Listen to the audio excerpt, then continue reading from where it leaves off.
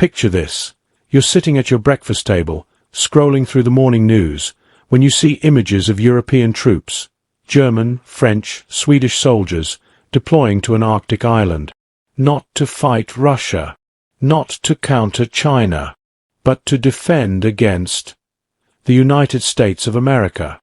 If someone had told you a year ago that this would be the headline in January 2026, you'd have thought they were spinning fiction. But here we are, watching one of the strangest geopolitical crises in modern history unfold in real time. 1 year ago, when Donald Trump returned to the White House for his second term, he made it clear that his first-term fixation with Greenland wasn't just talk.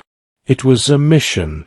And over the past 12 months, that mission has escalated from controversial rhetoric into what some are calling the greatest threat to NATO since its founding in 1949. The crisis didn't begin with subtlety. Within days of his January 2025 inauguration, Trump declared that American ownership of Greenland was an absolute necessity for national security. But here's what's different this time around. He's not just talking. He's acting. And those actions have set off a chain reaction that has brought Europe and America to the brink of their first serious confrontation in over 7 decades. Let's rewind to understand how we got here. During his first presidency back in 2019, Trump floated the idea of buying Greenland from Denmark. The world chuckled. Denmark's Prime Minister Mette Frederiksen called the suggestion absurd. Trump cancelled a planned trip to Denmark in response, and the issue seemed to fade into the background noise of his first term's many controversies. But Trump never forgot. And he never forgave. Fast forward to December 2024, just weeks before his second inauguration. Trump posted on his Truth Social platform that controlling Greenland was an absolute necessity. This time, there was no laughter from European capitals. Because this time, Trump wasn't asking. He was demanding. And when asked if he would rule out military force to take Greenland, his answer was chilling. I can't assure you on either of those. Greenland's response was swift and unequivocal. Jens Frederik Nielsen, the island's 34-year-old Prime Minister who took office in April 2025, made his position crystal clear. Greenland is ours. We are not for sale and will never be for sale. At his side stood Denmark's Frederiksen, who warned that any American military action against Greenland would mean the end of NATO. For Americans over 65, these words must carry a particular weight. You remember NATO's founding, the Berlin airlift, the Cuban Missile Crisis. You remember when America was the guardian of the free world, not its potential threat.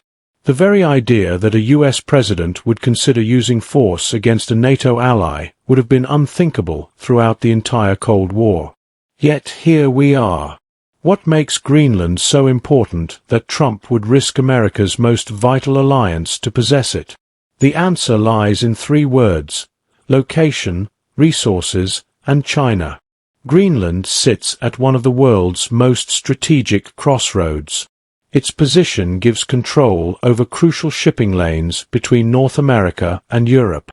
It's essential for early warning systems against missile attacks. Trump has specifically mentioned that Greenland is crucial for his proposed Golden Dome missile defense system. The island already hosts a U.S. military base at Thule, operating under a 1951 defense agreement that gives America significant military access. But it's what lies beneath Greenland's ice that really drives this crisis. The island holds vast deposits of rare earth minerals, neodymium, dysprosium, lithium, copper, the elements that power everything from smartphones to F-35 fighter jets. Currently, China controls about 60% of rare earth mining and refines roughly 90% of these critical minerals. That gives Beijing enormous leverage over the global economy and America's military supply chain. Greenland could break that monopoly. Only 2 mines currently operate on the island, but the potential is enormous. Trump's administration has made it clear, controlling these resources isn't just about economics. It's about keeping them away from China, which has been pursuing mining investments in Greenland as part of its Polar Silk Road initiative.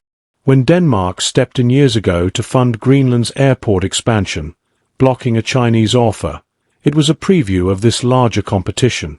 But Trump's tactics have shocked even his supporters. On January 11, 2026, he announced that starting February 1st, he would impose 10% tariffs on Denmark, Norway, Sweden, France, Germany, the United Kingdom, the Netherlands, and Finland. The reason? These countries had dared to support Denmark by participating in Operation Arctic Endurance, a joint military exercise sending troops to Greenland. Trump threatened the tariffs would rise to 25% by June if Denmark didn't agree to sell Greenland to the United States. Think about that for a moment. 8 NATO allies, longtime American friends who have stood beside the United States through every major conflict since World War II, now face economic punishment for defending a fellow member of their alliance. Then came one of the strangest twists in this already bizarre saga. On January 19th, Trump revealed what many believe is the real motivation behind his increasingly aggressive stance. In a text message to Norway's Prime Minister Jonas Gahr Støre, which Norwegian law required be made public, Trump wrote that he no longer felt an obligation to think purely of peace after failing to win the 2025 Nobel Peace Prize. He blamed Norway for the decision, even though the prize is awarded by an independent committee, not the Norwegian government. The mask slipped. This wasn't just about Greenland's strategic value. This was personal. To bolster his case, Trump pointed to what he called Britain's great stupidity, the UK's decision to return sovereignty of the Chagos Islands to Mauritius. Ironically, Trump's own administration had supported this deal just months earlier. But now he called it proof that Western allies were weak, and that Greenland must be acquired to prevent similar giveaways. The logic was tortured, but the message was clear. Trump was stacking up grievances to justify his Greenland ambitions. Meanwhile, in Greenland itself, the people have made their feelings abundantly clear. On January 17th, thousands took to the streets of Nuuk, the capital, in what local media called the largest demonstration in Greenland's history. Prime Minister Nielsen himself joined the protesters, waving the Greenland flag and delivering a defiant message. When faced with a choice between the US and Denmark, Greenland chooses Denmark. Protesters carried signs reading, "No means no," "Stop threatening us," and "Yankee go home." For the indigenous Inuit population, who make up the majority of Greenland's 57,000 residents, this crisis represents something deeper than geopolitics. They've watched outside powers argue over their homeland for centuries. Now they're watching it happen again.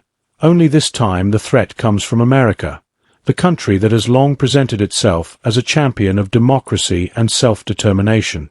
Europe's response has been unprecedented. Operation Arctic Endurance began as a small symbolic gesture. Germany initially sent just 13 soldiers, France 15. But the symbolism was powerful. For the first time in NATO's history, European allies were deploying forces not to defend against an external enemy, but to protect themselves from the alliance's founding member. By January 19th, Denmark had sent its Chief of Army, General Peter Boysen, a veteran of international combat operations, to Greenland along with 200 additional troops. Boysen's message was unambiguous. I am ready to defend Greenland. More forces continue to arrive. Denmark has announced that the increased military presence could remain for 1 to 2 years, transforming what started as a short exercise into a semi-permanent deployment. The Europeans are walking a tightrope. They're trying to show enough strength to deter Trump while leaving him a face-saving exit. NATO Secretary-General Mark Rutte has been frantically shuttling between capitals, proposing an Arctic Sentry mission, a permanent NATO presence in Greenland that would address Trump's stated security concerns while preserving Danish sovereignty. It's a delicate balance. Give Trump enough of what he claims to want, more Arctic security, without giving him what he actually wants, control of Greenland. But Trump hasn't made de-escalation easy.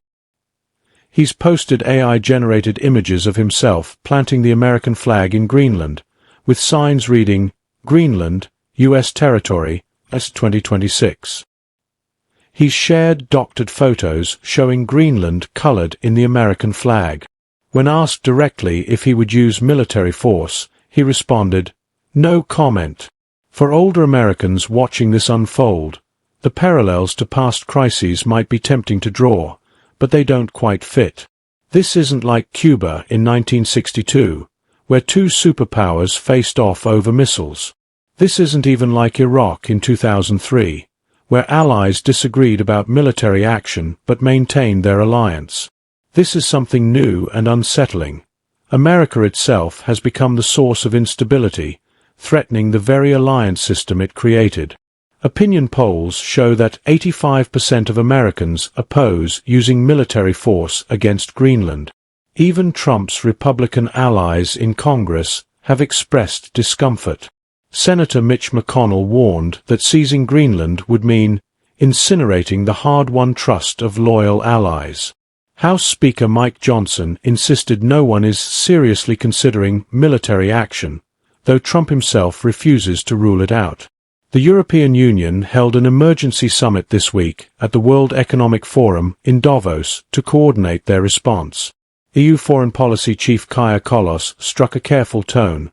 "We have no interest to pick a fight with America," she said, "but Europe will hold our ground." Behind closed doors, though, European leaders are discussing something that would have been unthinkable just months ago: how to respond if Trump actually follows through with his threats.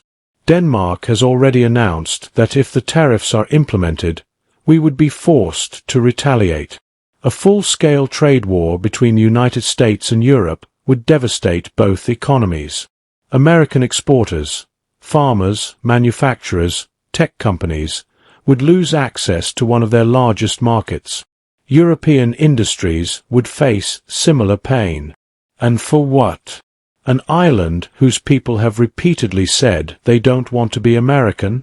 The human dimension of this crisis can't be overlooked. Prime Minister Nielsen, speaking to his people in Nuuk, has begun preparing Greenlanders for the unthinkable. His government has formed a task force to help residents prepare for potential disruptions. They're distributing guidelines recommending that every household keep 5 days' worth of food stored at home. These are the kinds of preparations countries make when they fear invasion. Think about that. In 2026, a peaceful Arctic democracy that has been part of the Western Alliance for 75 years is preparing its citizens for a possible American military operation. If you'd written this scenario as fiction 5 years ago, publishers would have rejected it as too implausible. Yet here's the fundamental problem with Trump's entire approach. Even if America somehow acquired Greenland, whether through purchase, coercion, or force, what would it actually gain? The rare earth minerals would still take years and billions of dollars to extract profitably. The strategic position is already available through existing military agreements. And the cost? The destruction of NATO, the alienation of America's closest allies, and the transformation of the United States from the world's defender of sovereignty into its violator. As this crisis enters its second year with no resolution in sight, the questions multiply faster than the answers. Will Trump actually implement the threatened tariffs on February 1st? Will European retaliation follow? Can NATO survive this fundamental test of its charter, which promises collective defense against attack, but says nothing about what to do when the threat comes from within? And what about Greenland itself? Nielsen's government had been working toward eventual independence from Denmark, with a major report on independence pathways due later this year. But now those plans are frozen. As Nielsen explained, when you're facing potential American aggression, you choose the devil you know. Independence will have to wait. For Americans over 65, this moment must feel especially painful. You built NATO. Your generation's sacrifices kept Western Europe free during the Cold War. You watched the alliance expand to embrace former Soviet satellites, extending democracy and security across an entire continent. Now you're watching a president threaten to tear it all down over an island whose people simply want to be left alone. The Arctic ice may be melting due to climate change, but the Cold War chill has returned to transatlantic relations, not because of Russia or China, but because of America itself. As dawn breaks over Nuuk each day, Greenlanders wake to Danish soldiers in the streets, European allies pledging support, and an American president posting maps that show their home painted in the stars and stripes. The world has shifted into territory we've never seen before.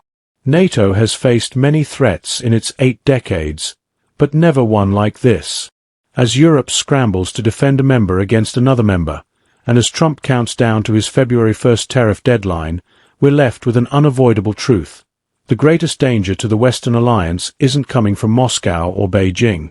It's coming from Washington.